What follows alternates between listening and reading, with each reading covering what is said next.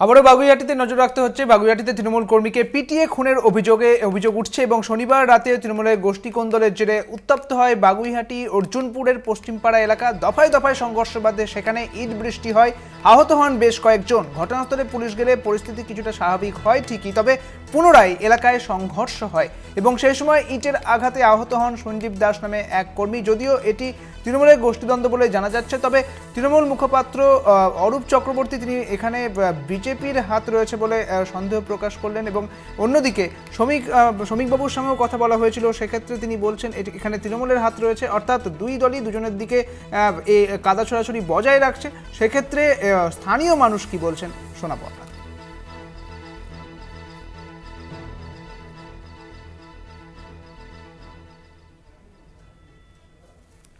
রাত 2:30টার সময় পার্টিগত কোন ছেলে, ঠিক আছে, পার্টি করে তৃণমূল পার্টি, হঠাৎ করে এসে অ্যাটাক করে।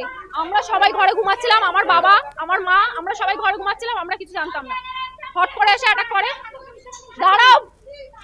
তারপরে আমার বাবা বেরিয়ে আসে যে গায়ে, মহিলাদের গায়ে কেন হাত দেওয়া হচ্ছে, ওরা ছেলে মানুষ, ছেলেদেরকে মারধর করছিল, ঠিক আছে,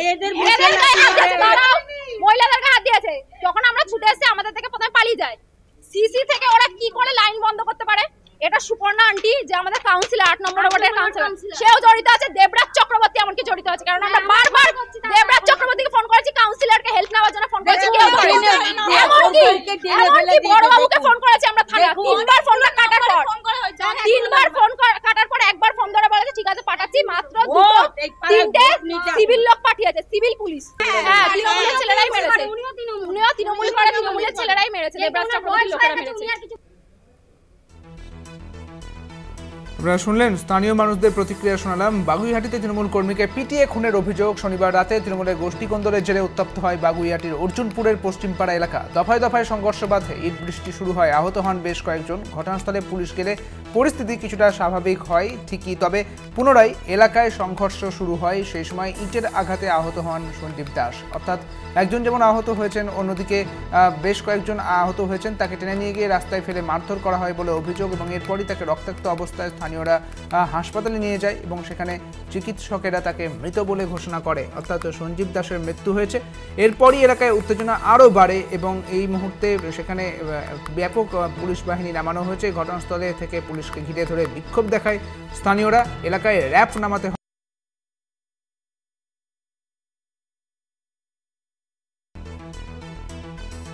তবে এই ঘটনায় পুলিশ কি বলছে শোনাবো।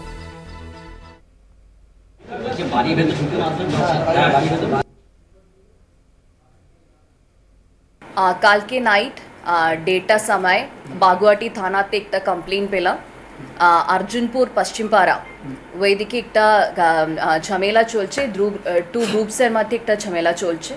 তখন ঠিক টাইম থানার পার্টি ওখানে ইন্টারভেনশন করেছিল। তো পুলিশ ইন্টারভেনশন পরে ওখানে যে ইনজার্ড ছিল ওনাকে হসপিটাল শিফট করানো হয়েছে। ওখানে হি ওয়াজ ব্রড ডেড। তো এই ঘটনা হয়েছে।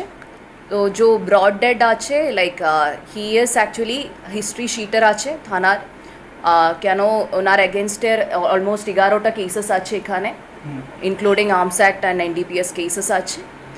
তো এখন উনি ব্রড ডেড। তো এর মধ্যে লাইক দিস ইজ এটা কনফ্লিক্ট আছে 2 গ্রুপসের মধ্যে related to personal issues, like উনি নিজেরা ঝামেলা করছে, like no political issue, nothing related to political party.